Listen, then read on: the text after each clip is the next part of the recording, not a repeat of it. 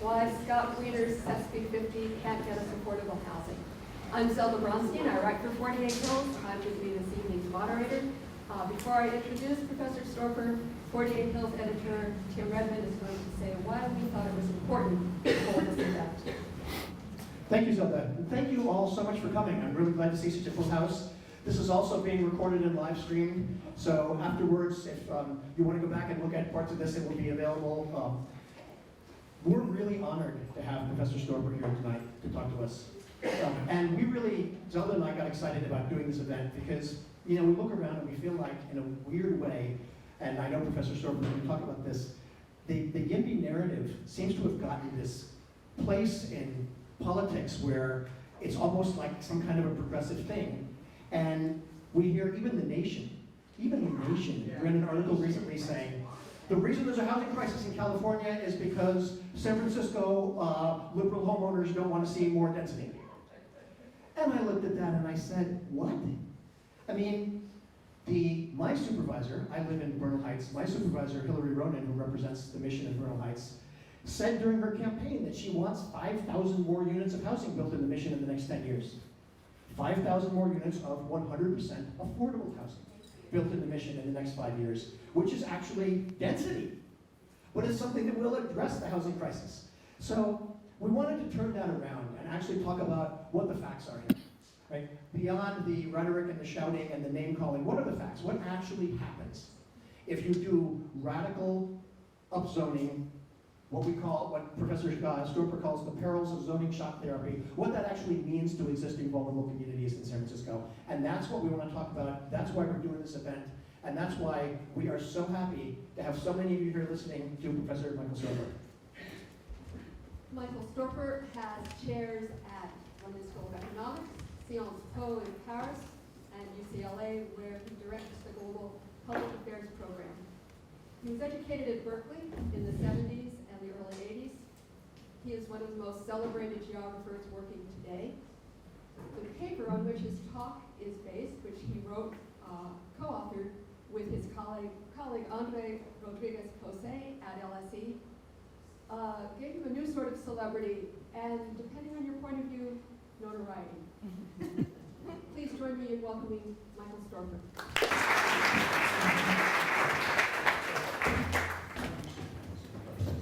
Let's see. Can you hear me there? Is that good? Okay. Well, I want to thank 48 Hills and Tim and Zelda for inviting me here. And I would preface this by saying that there are many aspects of this housing debate, a debate about the crisis of housing and the crisis of affordability, and the crisis of many other issues in our society and economy. And in thinking about what I could do here in this talk, I thought I would limit myself to the things that I really think I professionally specialize in. So I'm a geographer. I do what's called economic geography. It's a strange term. It means that I think about how the economy works geographically, and that means how it distributes itself over cities and regions, and also how place enters into the economic process. And that really gets us into housing. So I'm going to concentrate here on affordability and inequality and some dynamics of people in cities and metropolitan regions. So let me start out with. All right, good. So let me start out by this way. So I studied at Berkeley. I'm very proud to be a product of Berkeley and lived here in the Bay Area a long time. And one of my professors at Berkeley was a man who, after he was no longer a professor at Berkeley and went back home to Britain, became Sir Peter Hall. And Sir Peter wrote a book called Great Planning Disasters. And in that book, which I recommend to all of you, Peter examines many of the big urban ideas of the past and shows how they turned from utopias into disasters. And so what Peter shows in that book is that many of the best minds of the day were behind those disasters. The most authoritative research was mobilized in favor of these great planning disasters. What happened? The biggest defect was when partial analyses, when people examine pieces of a puzzle, and they take a little piece of data here and a piece of data there, and they say, I have a linkage. They were assembled into a bigger story, or what you might call a master narrative. And these master narratives at the time, they seemed to add up logically into big pictures, but in reality, as we found out later, they didn't take into account the wider context.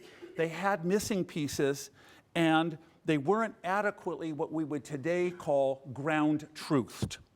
So they led to unintended consequences that overwhelmed most of the forecasted positive effects.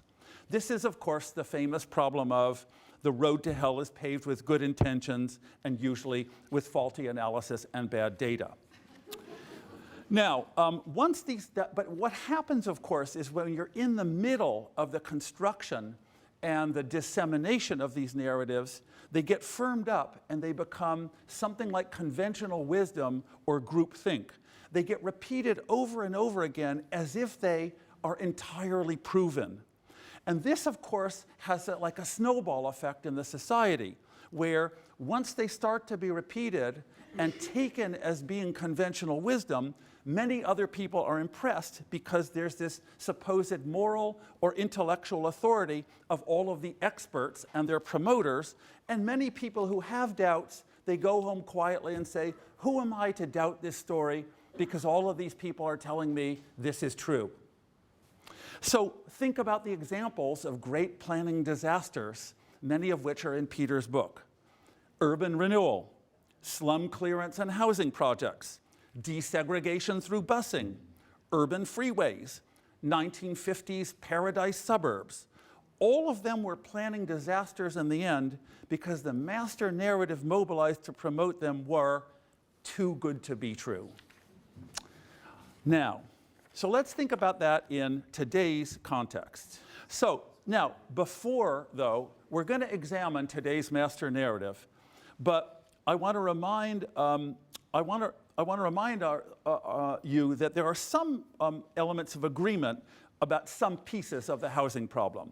So there's a crisis of housing affordability in California's metropolitan areas, and by the way, in every other superstar city around the world. It's not, you don't feel too alone, you're in good company. Construction costs are high, income inequality, and hence inequality in ability to pay for housing has grown. Zoning and regulation can be outdated and cumbersome. We have inadequate affordability policies. There's ongoing discrimination and segregation. There's a global demand circuit with rivers of wealth chasing highly desirable locations. Tax policy for housing pushes income toward the top, and the list goes on and on. These are sort of like consensus items, all right? Now, in practice, though, both academics and some housing activists have generated a master narrative that concentrates centrally on just one element of that broader puzzle, which is zoning and regulation, and very specifically on getting more housing built as the master solution to the multifaceted problem of housing. Their basic story is the following. Demand has increased more than supply in many metropolitan regions, and that zoning and regulation are responsible for this shortfall. Zoning and regulation, in turn, is a form of regulation that is what they call captured by neighborhood groups, especially single-family homeowners, who they label NIMBYs, right? Because NIMBYs are uncooperative, so the narrative goes, in allowing enough building, we have to override them. Once we do that, then housing supply can again expand to meet the pent-up demand.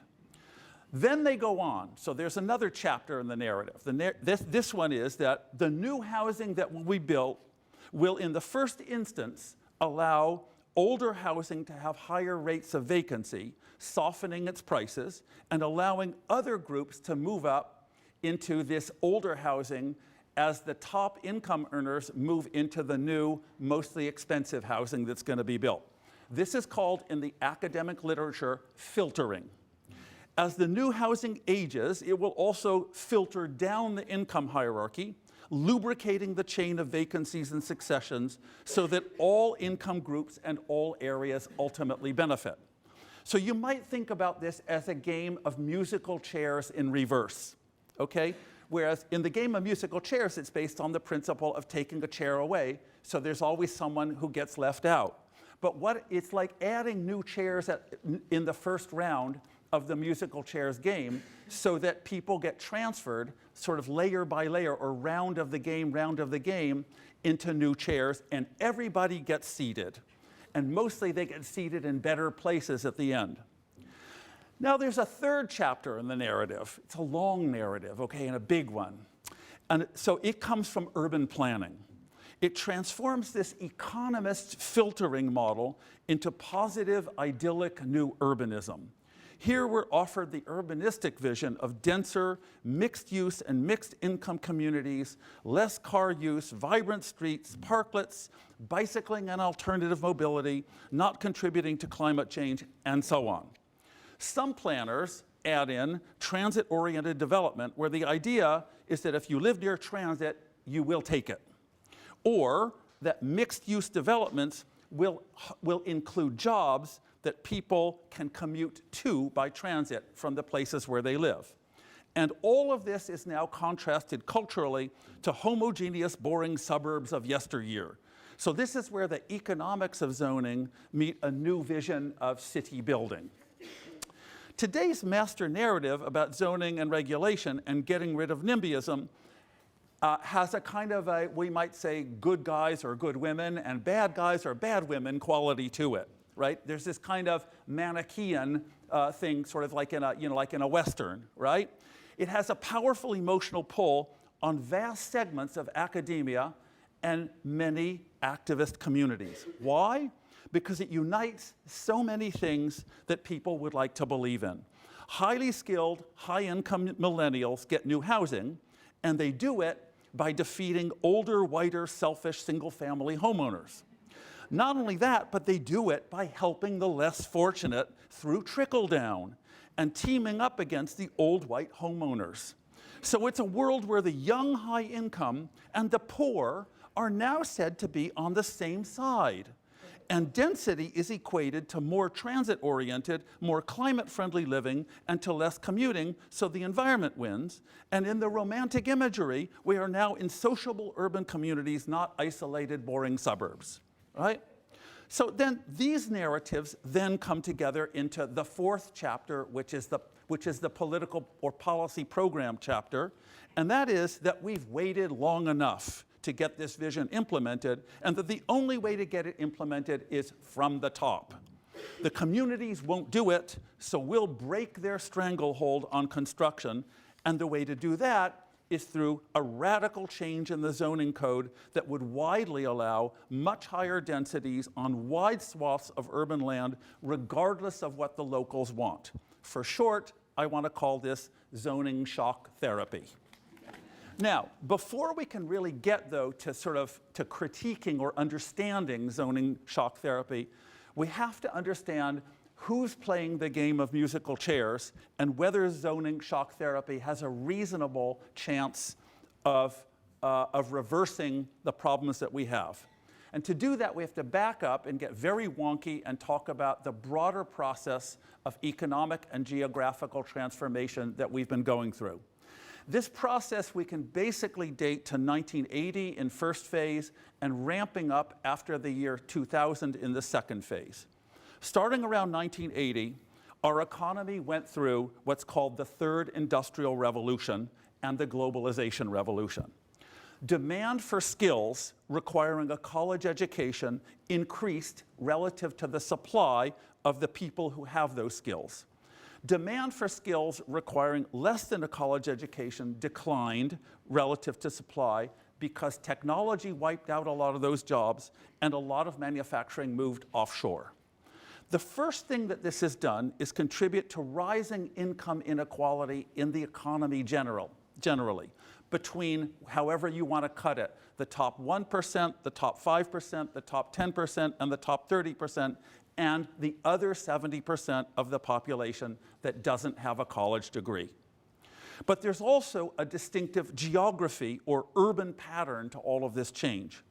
Starting in 1980, we witnessed what we call in urban geography the Great Inversion, or this is the return to metropolitan areas and to inner metropolitan areas following the middle of the 20th century when the upper middle classes and the skilled were leaving inner metropolitan areas for suburbs, and bigger and old big cities grew more slowly than new ex-urban areas or Sunbelt cities. Okay, so why did this inversion happen?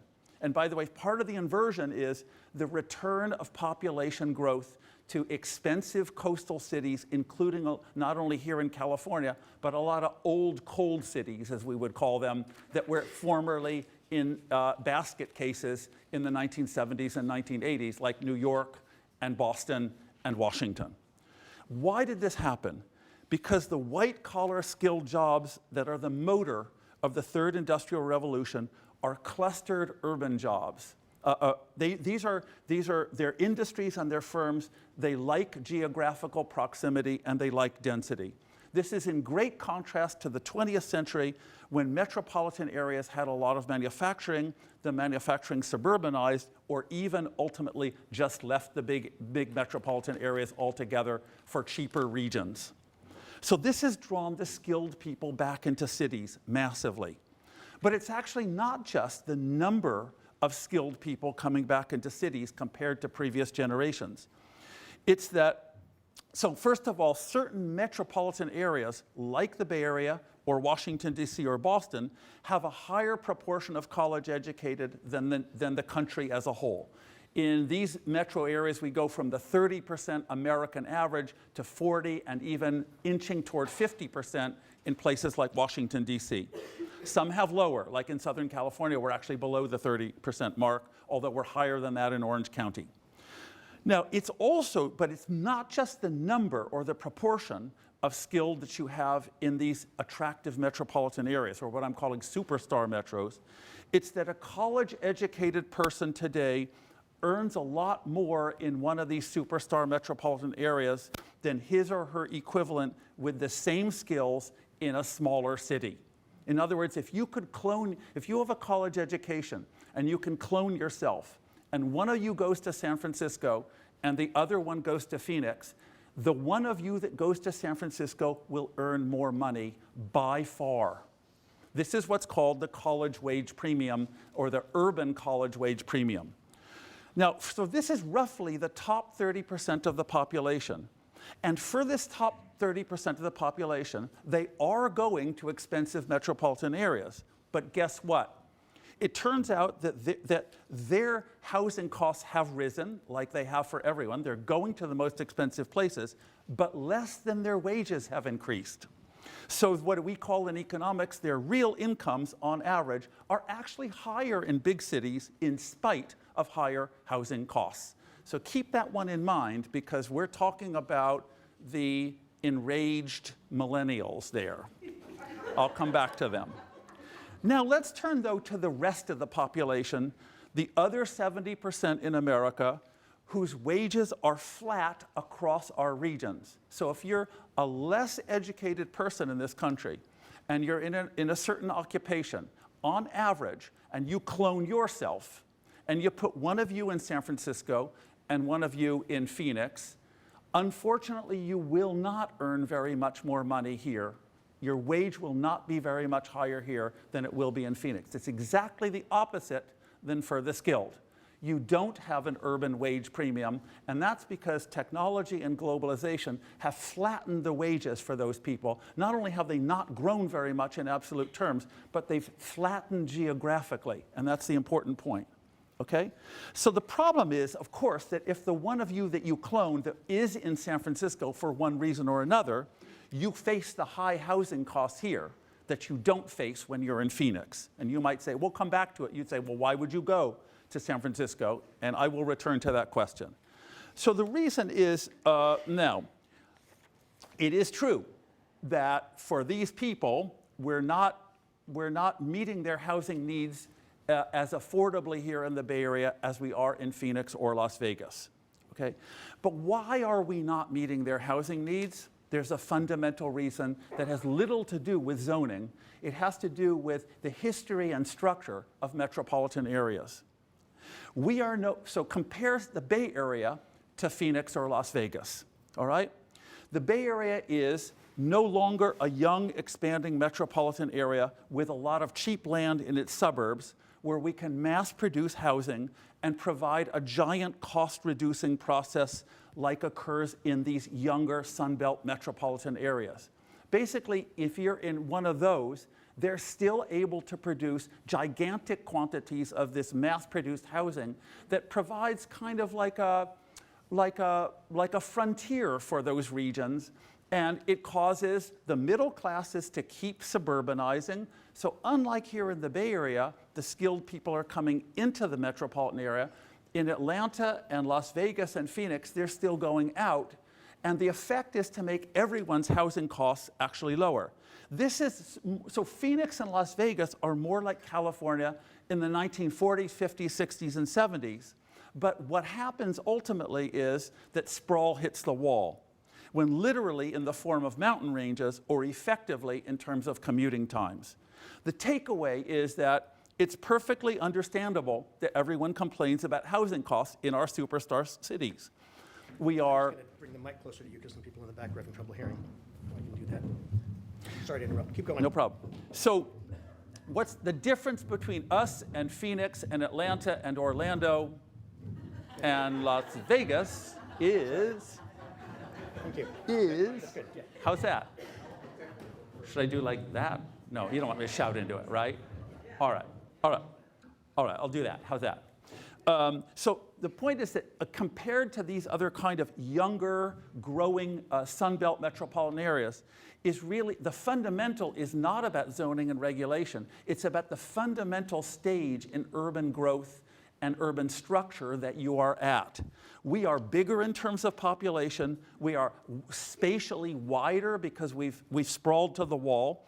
We're more filled up in terms of space and distance. We have much higher average density, and we are also more unequal because we have a lot of those top 30%ers, many more skilled people than those economies do. We are richer and more unequal, more filled up, and with higher density. So it's almost like comparing apples and oranges to say, we should be like Atlanta or Houston or Phoenix or Las Vegas. Look at it, they don't have a lot of zoning, and look at how cheap their housing is. It's taking the point about zoning and regulation, and it's like putting it on another planet where it's completely irrelevant.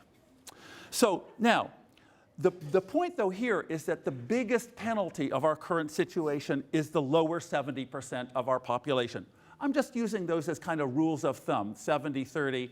They would vary from one city to another, right? But the point is that those people's wages have no premium that compensates for expensive housing in our city. Contrary to widespread impressions, the proportion of income devoted to housing costs has actually declined for the top income households in San Francisco, in LA, and San Jose. That's roughly that top 30 or 40%, but it's risen for the other 60 or 70%. So this is two different worlds facing our housing markets. Now still, I think we can have some sympathy for a conflict within the top 30%. If you're in the top 10% today, you can really outcompete the rest of this elite group. So here we are within the world of all these college-educated people, but there's a world within that world of the really high earners, right? You can outcompete them big time. Moreover, there's an age dimension to it, or a generational dimension.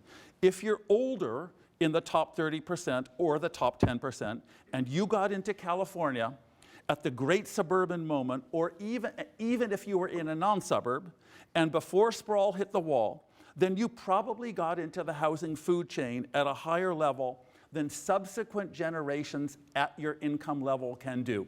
All right? So this suggests very strongly that if we examine what the real conflict that's kind of animating this movement is that the YIMBYs are one segment of the elite pitted against the other, which is the old white NIMBYs. So you might say young YIMBYs against old NIMBYs, but within the elite upper income segment of our society. And I think it's important.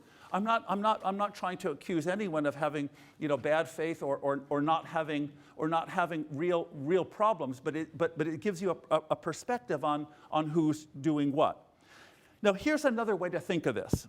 In Los Angeles, the standard way that we write into housing law to define low income is 80% of the area average or mean income. So an elementary point of statistics, this is really wonky, is that with a lot of inequality, right, the average and the median, which is the 50-50 point, right, they diverge from one another. Okay? So that means, translated into the situation for Southern California, 70% of the households in Los Angeles County fall under the definition of low income. 70%. This exactly corresponds to the non-college educated segment of the labor force. Even current housing law implicitly recognizes that we have a housing bottom 70%, which neatly aligns with what our wage and income data say about flat wages but rising housing costs. And I'll come back to that.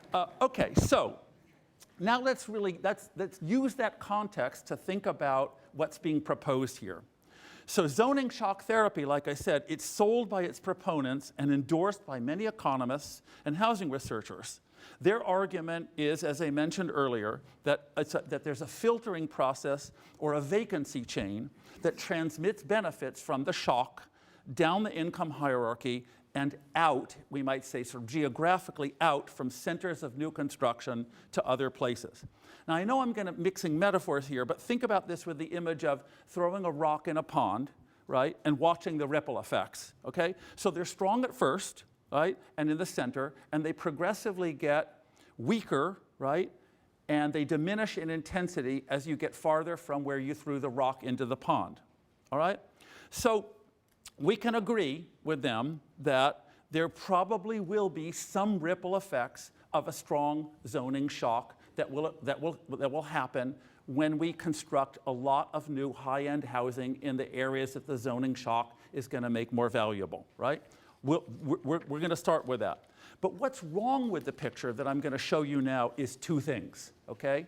So take that sort of like reverse musical chairs or, you know, rock in the pond metaphors I'm trying to get people to understand the filtering or the trickle-down claim with. Two things are wrong with them. One, the ripple effects are weaker than what they're claiming, or that we don't have very good evidence on the ripple effects. I'm going to make that case. And the second thing, second is that the ripple effects will essentially be limited to the top 30%, to within the top 30%. And I guess then a third thing, to continue the water metaphor, is that there's a huge counterforce. It's something like a big wind or a shock wave that's actually driving the water back toward the center and preventing it from rippling. And that's called the demography and structure of our economy, which I'll tell you about.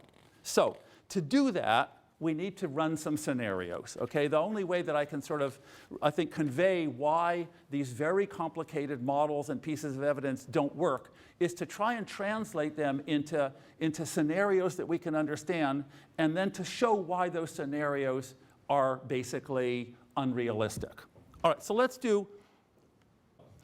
start with the first scenario here. And what I call this one is zoning shock degentrification by sending the gentrifiers back home, all right? So think about that we do have here in California a number of highly iconic cases of gentrification. In LA, they would be places like Venice and Silver Lake. I think they'd be at something like the Mission here in San Francisco and other neighborhoods. Think about Brooklyn in New York, the Back Bay in Boston, Adams Morgan in Washington, D.C. These all, of course, capture our imagination and get a huge amount of attention. Now imagine what's going to happen following a zoning shock. One of the scenarios in this shock or filtering literature is that luxury construction in the natural first choice neighborhoods of the top 30%, which are actually not these gentrified places. The notion is that they went there because they were second best places that they didn't want to go to in the first place. So this is going to somehow allow them to shift back to their natural first place choices, right? So in LA, I guess that would mean back to West LA, or in New York, back to Manhattan from Brooklyn.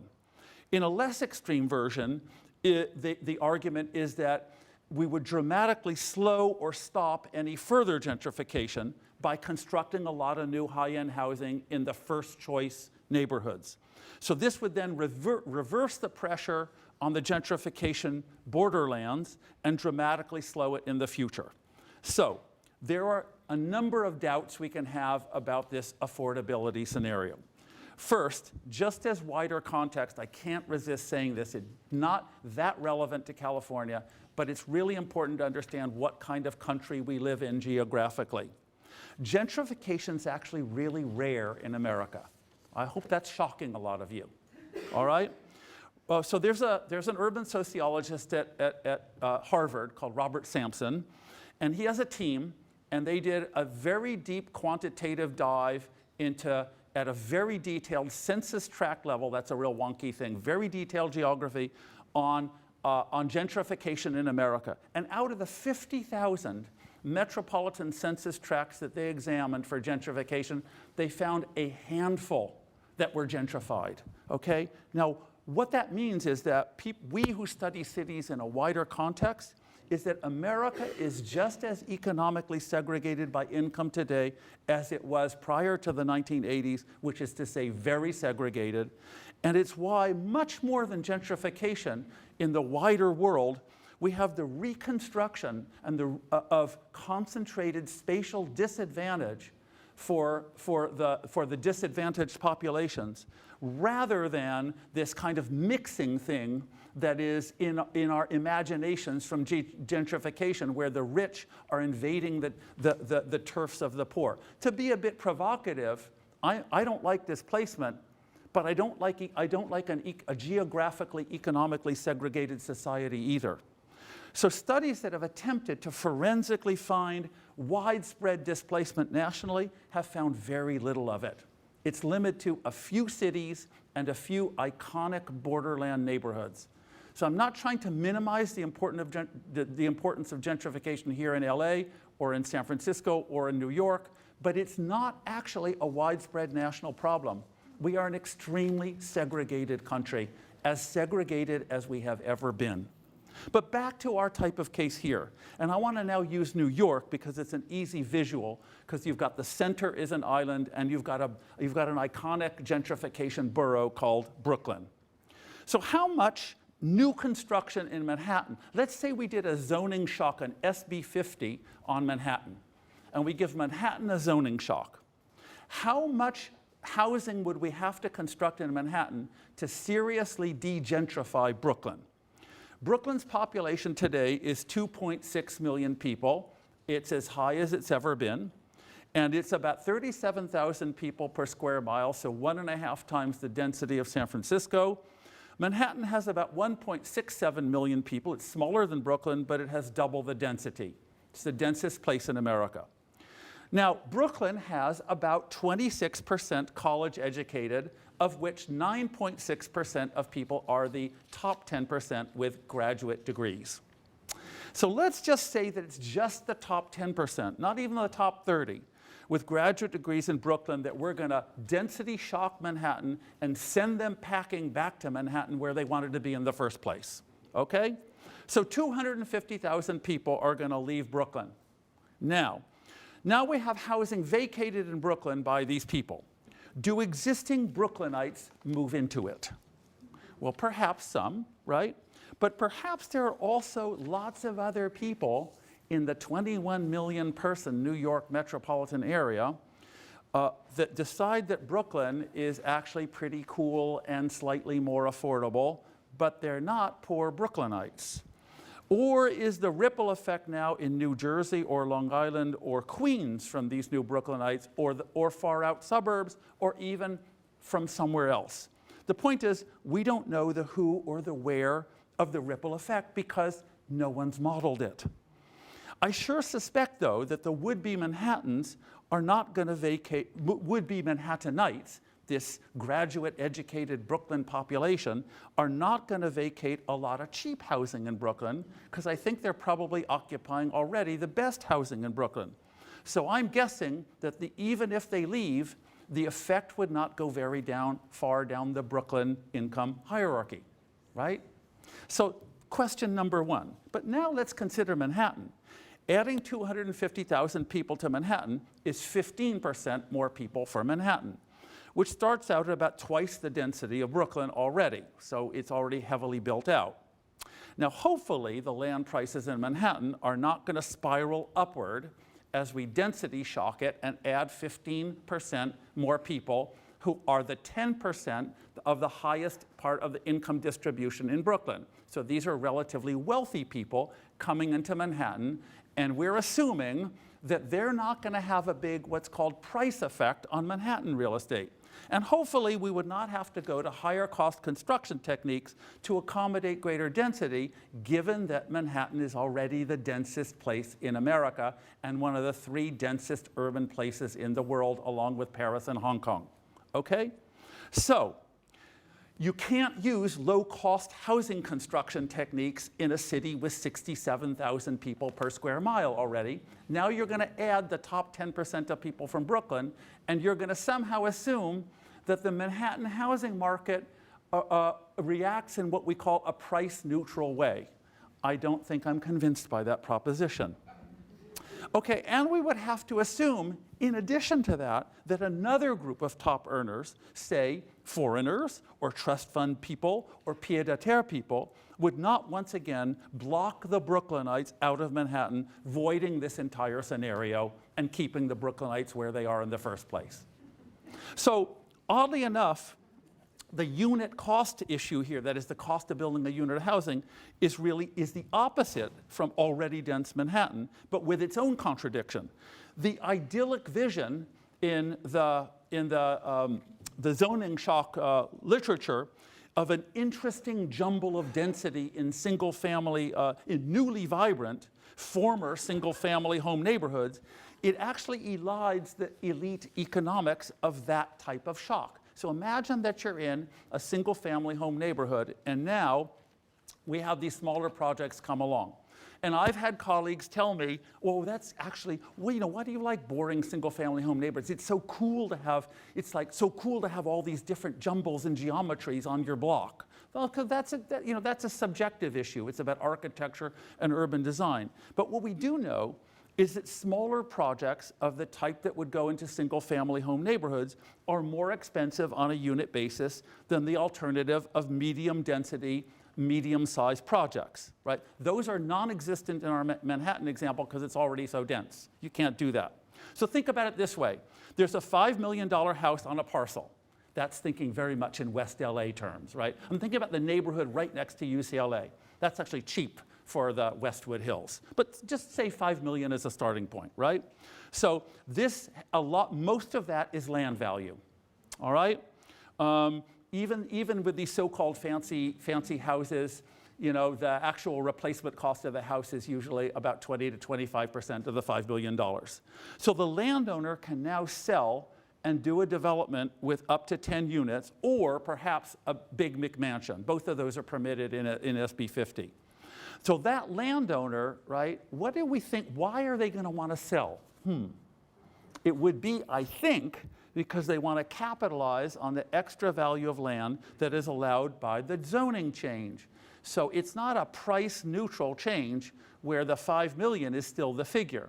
Now the 5 million is higher because they want some of that's the reason why they're going to allow this land use conversion. But that new increment has to be spread over a relatively small project of 10 units or less, for which, by the way, there are 0 affordability requirements written into this particular piece of legislation, in this particular case, 0.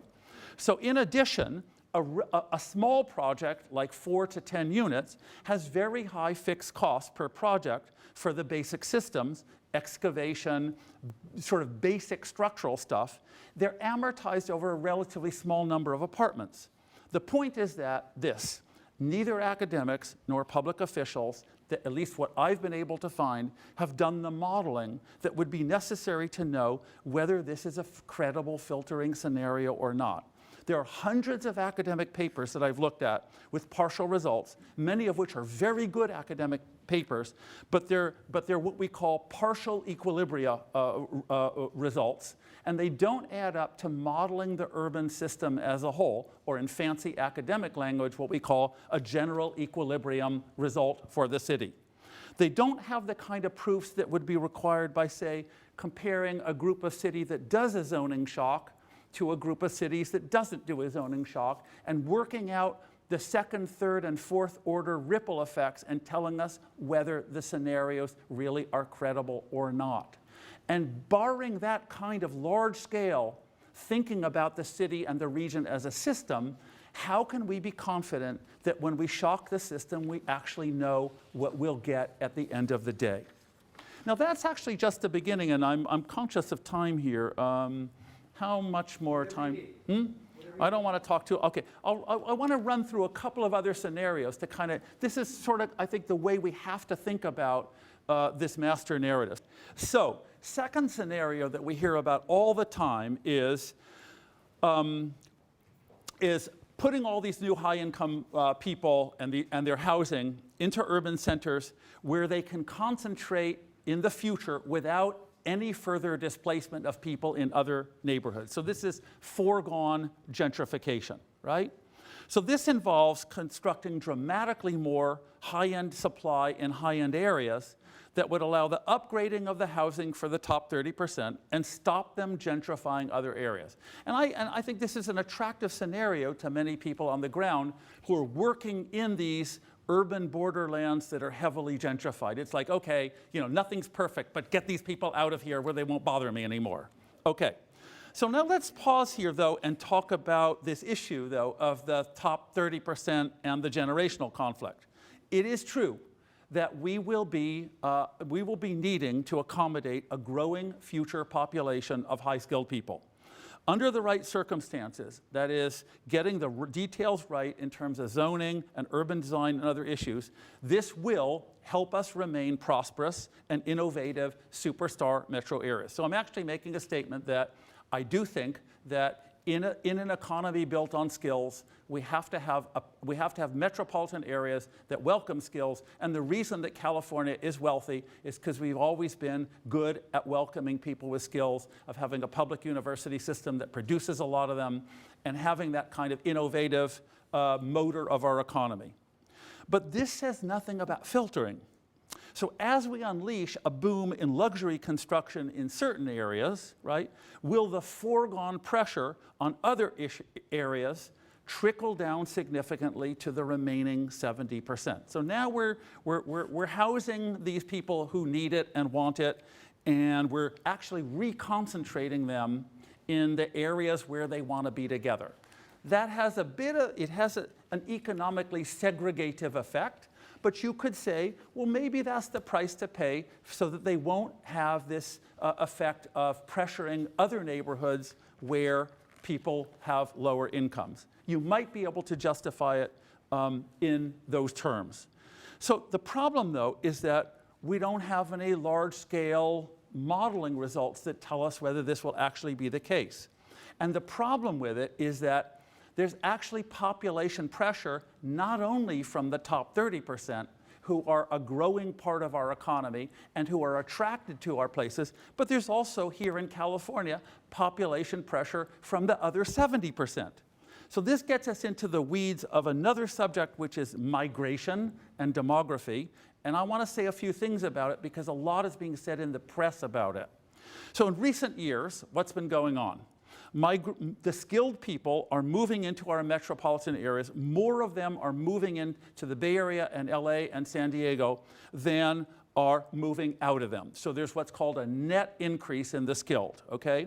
On the other hand, if you take the less skilled, the non-college education, the net migration is that more are moving out than are moving in, okay? Now, let the press get a hold of this, and this is taken ipso facto by zoning shock proponents as evidence that we have pulled up the drawbridges, that we are horrible coastal liberals excluding the 70% from coming in. But it's a deeply misleading oversimplification. That's because even though net migration of the less skilled is negative, okay? And it's even negative or zero in a lot of our most expensive metropolitan areas, right? That does not mean that there is no net total population increase of the 70%, right? This is like it's like one of the things I trick my students with, and I say, can you tell me why that's the case? And here's the answer. I'm not gonna do the test on you. The answer is natural increase and foreign immigration, because that's net domestic in and out migration of the less skilled. But guess what? Foreigners are still coming here. They are pushed by lack of opportunity in their areas of origin, and they still see places like LA and San Francisco and San Diego as beacons of opportunity. And I'm going to surprise you all with another set of statistics, because I just learned it by reading a student's thesis today. And this is this. The press is all on you with this image of, for example, how Latinos are now going away from what we used to call these traditional gateway areas like California. And the image you have of them is, they're in Iowa, they're in Minnesota. And the press is like every day with some story about that. Right? Some little town in Minnesota that's becoming really multicultural because all the Latinos are going there because California is so expensive and because they can get a cheap house in Minnesota and a job at a meatpacking plant and how they're better off there. Guess what? Turns out that the statistics show that from 2009 onward, the net migration of non-citizen Latinos is back from those so-called new destinations to here. They're coming back, folks. We're trying to figure out why, but I think we know why. It turns out that for them also, they discovered that their housing was cheaper, but that their wages and their opportunity ladders are much lower than here. And when they come back here, there's no question that they suffer in terms of housing, have larger household size, they're often in bad neighborhoods and suffering housing distress. But what they're doing is trying to tap into our opportunity-based economy. So, unlike what the press says, which is that we're in the first stage of the terminal illness of becoming depopulated Rust Belt cities because we're driving out all of the lower income people, the numbers show differently. We will have growing populations, but perhaps not growing shares of the bottom 70% of the income distribution. The point is, population pressure in both segments is here to stay for a long time. Now, this means that concentrating the skilled, coming back to our scenario, with a boom in luxury construction in the skilled areas is actually unlikely to take a lot of pressure off of other neighborhoods. So it's not necessarily that concentrating the skills will do any greater harm, but the idea that it will do a lot of good for the 70% at the bottom of the income distribution seems to fall flat. That narrative, I can't figure out how the two relate to each other. And let me give you a third and final scenario. All right, now let's examine the idyllic scenario, or the one that some people like, which is we produce filtering by concentrating not only the top 30%, but bringing in the 70% through inclusive housing policies and having them live in the same neighborhoods and maybe in the same buildings. So SB 50 and other equivalent pieces of zoning shock legislation that are around the country and in other parts of the world pretend to do this. You cannot find any of them that doesn't have long sections on affordability and inclusion. So the idea is to generate a lot of new affordable housing by constructing it on the back of market rate housing, and then this provides upward filtering for medium, low, and very low income households who are included in these projects, right, through affordability set-asides. So let's have a little reality check on how that actually works. This is what I would call the social justice version, the social justice or inclusion version of the density shock. In SB 50, as we've mentioned, the projects that would invade single-family neighborhoods that are so much vilified today will basically be 10 units or less, and they're totally exempt from affordability requirements. So let's just put that one aside. In buildings with greater size, which presumably will be on major arterials or in density clusters, SB 50's requirements, they're actually pretty hard to understand. You read through it, the legislation's got extremely complex at this point. But roughly, from what I can understand, they're in the 25 to 29% range, including various layers of low income, very low income, extremely low income, with ways that we define those, okay? But the point is that with all this stuff, everything is in the details. Now, the way we generally define low or some other category of low income is by taking what's called the area's average or mean income and then saying that people who have a certain percentage of it or less are in this category and are therefore eligible for an affordability set aside and hence to be included in these projects. I'm assuming that all of you have struggled with these numbers and coefficients, which get very complicated. Let me give you an example, though, a current example from LA. So there's a place called Dorset Gardens, which is a garden-style apartment complex built in the 1940s in what's called the Crenshaw area of Los Angeles. It's in central Los Angeles, and we're about to get a major rail transit line opened along that neighborhood. And it's also the center of a historically strong African-American population. And so there's a developer that has come along and has nearly obtained permission to raise Dorset Gardens, which is it's an entire city block. And the developer has proposed to the city of Los Angeles to eliminate 206 low and very low income units and replace them with 141. Okay, so that's just the starting point for it, though. Okay, that's just a standard enforcement failure by the city of Los Angeles, which I think is now understood by scholars to be extremely common. Okay? That's what every piece of evaluation literature shows you is they say they'll enforce it, but it only gets enforced if someone is really there to enforce it, meaning a community group with a good lawyer, okay? Because most cities are too understaffed to enforce their own laws, even with the best intentions of people who are in those line jobs.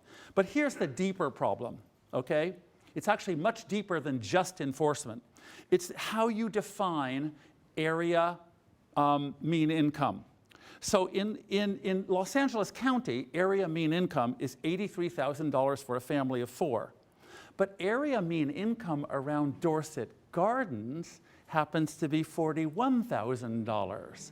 So see, LA County is a big place with a lot of geographical diversity. If you average the high income areas and the low income areas, you get an AMI that probably doesn't correspond to affordability for the particular neighborhood that you're building the project in. So the God or devil is always in the details of these things, or I would say it's in the geography. That means that it's perfectly legal gaming of the system. Add the two up, enforceability deficits and what we might call errors of aggregation and geography, and you get virtually no units in this project that can be afforded by the average family in that area. Just last week, my brother there pointed out to me an article in the New York Times, and I read it, about how the state of Connecticut did a statewide affordability law that basically led to almost no local enforcement. Okay? New York City is, of course, the poster child of this, a gigantic housing bureaucracy incapable of enforcing affordability set-asides. So generally speaking, local governments are not well equipped to do this, but the problem is, I'm not sure that our new zoning board in Sacramento will be equipped to do it either. But finally, let's even take the scenario of where we did have enforceability set-asides, enforceable set-asides, where they were defined correctly and we actually implemented them. So let's take the scenario at its face value as something we would like to do. What happens then?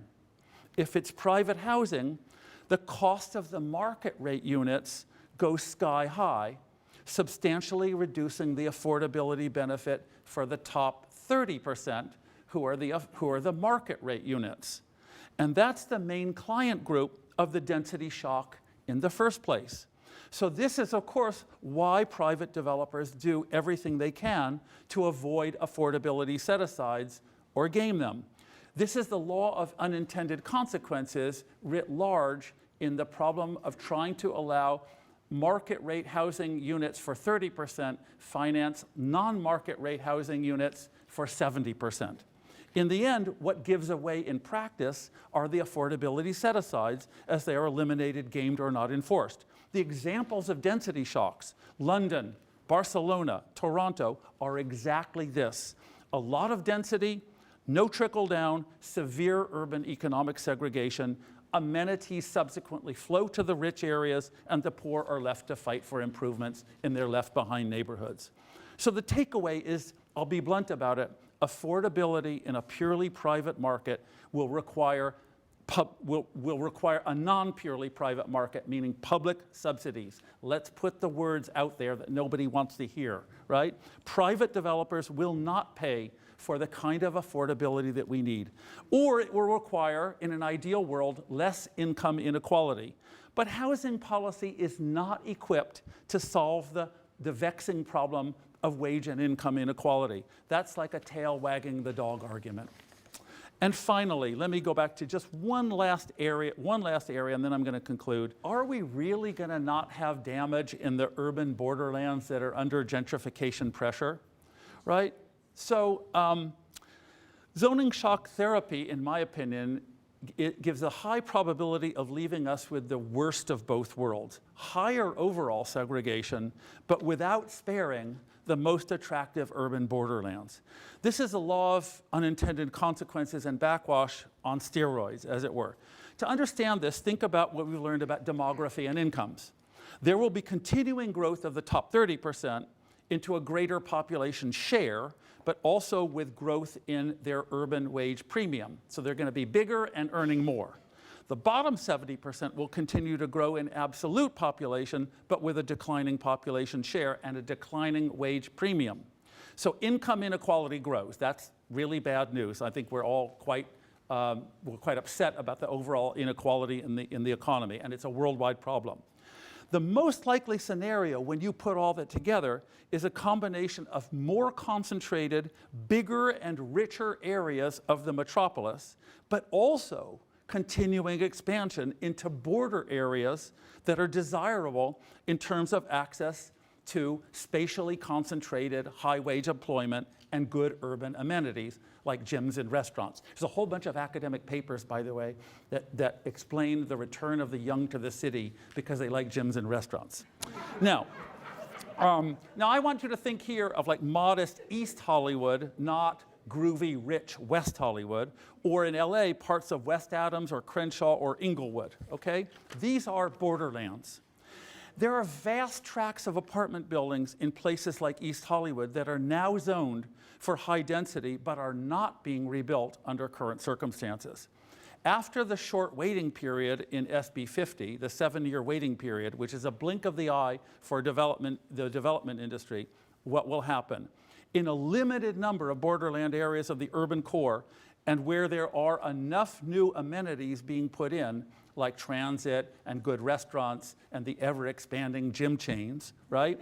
Or where they can be created from the ground up in the form of big self-contained urban development projects, like Dorset Gardens, certain of these neighborhoods will indeed be ripe for welcoming wealthier people. But this will be something like, and it's not a paradox, concentrated spread in the urban borderlands that are adjacent to the new richistans generated by zoning shock therapy. And ultimately, it will lead to an uncontrollable gentrification of these borderland hotspots. What will not occur is the idyllic vision of generalized spread of new investments to improve housing in the vast majority of neighborhoods where the 70% live. So we're in this backwash land again. And the last little mention I want to make here is the exurbs. We don't think about the exurbs a lot, folks. We're city folks, right? We're here in the core of the metropolitan area. But I want to tell a story. So we have a staff person who I've known for a really long time in the Luskin School of Public Affairs at UCLA, one of our professional staff. And a few weeks ago, we were doing the usual "how are you doing today" thing in the hallway. And she says to me, "I'm tired this morning." And I said, "What's going on?" And she says, "Well, I moved to a place called Chino." Anyone know Southern California? Okay, so Westwood is in West Los Angeles, and Chino is about 60 miles east, okay? It's pretty much close to Riverside, if that gives any of the Bay Area people an image. It's like the Tracy crowd here, okay? That's the equivalent. These are the new urban fringes, and they're beyond where sprawl hit the wall. And what happens in the case of UCLA is, because you know we're a supposedly progressive employer, is that we have a van pool that this person takes each way. She gets up at 4, the van pool leaves at 4:30.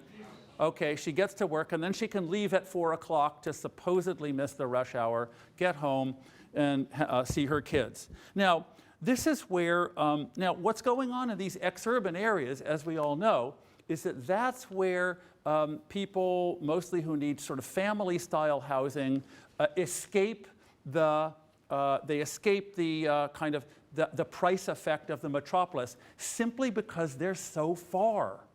Because the sprawl hit the wall, and that's now the expensive part, so we have to have these faraway exurbs, right? Now, what filtering effect would you need from a zoning shock to help those people, or as it were, think about the image of have them trickle back closer to their employment, trickle back into the core of the metropolitan area, even the far out, farther reaches of the core? The answer is, I can't think of a shock that even zoning shock therapy, I can't think of the ripple getting that far. But that's a big part now of our hardworking population. So they're just the left behinds. And we shouldn't forget that. And let me conclude here. All right, you've listened long enough, a few conclusions. So anyone who's trained in economics, we learn how markets function, and we learn what they're good at, and we also learn as it is of what they're bad at, or we learn about what's called market failures, the ways that markets aren't perfect solutions to supply and demand.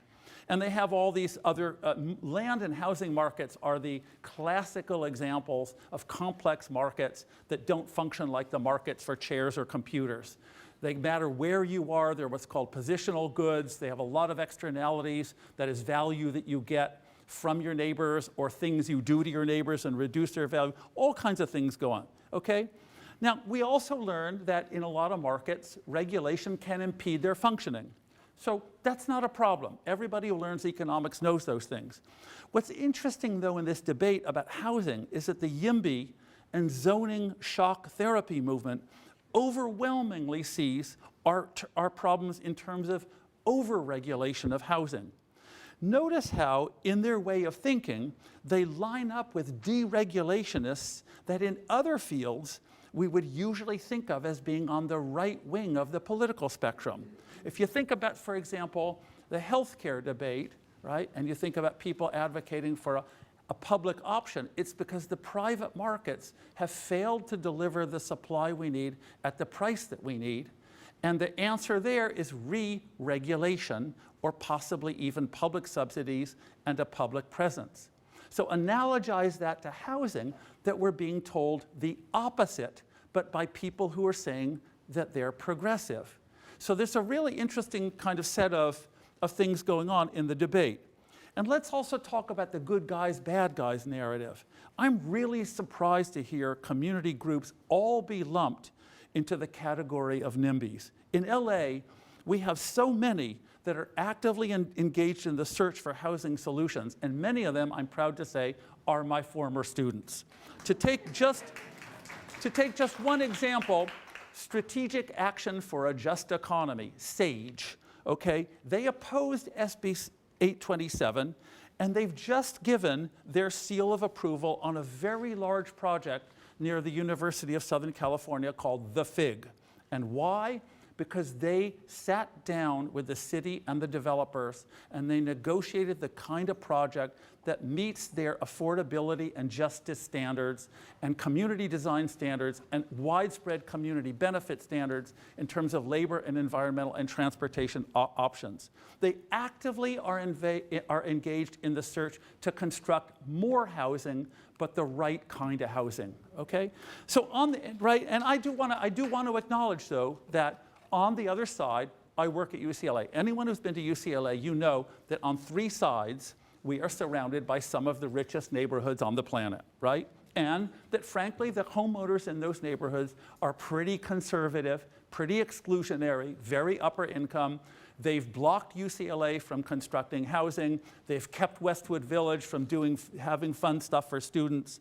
But here's the problem. If you drag a net across all of the community groups and all of the forms of community involvement, right, and all single-family home areas, like a trawler on the ocean bottom, right, you're searching for one species that you want to fish, you destroy the whole ecosystem as collateral damage. And that's the problem, I think, with zoning shock therapy. It's not that there aren't some problems with zoning and some groups. But so to address the housing crisis, we're going to have to start thinking out of the box. And I think we're going to have to also really require that in the case of the zoning shock therapist crowd, what I'm saying from them as an academic to the academics, but also as an academic back to the people who are proposing the policy is do your due diligence. Show us the scenarios, put numbers on them, make them realistic, and then we, the interested public, will come back and we'll evaluate and see whether we believe you can produce the benefits that you're proposing you can. Right now, as I see it, the evidence isn't there. Thank you very much for listening.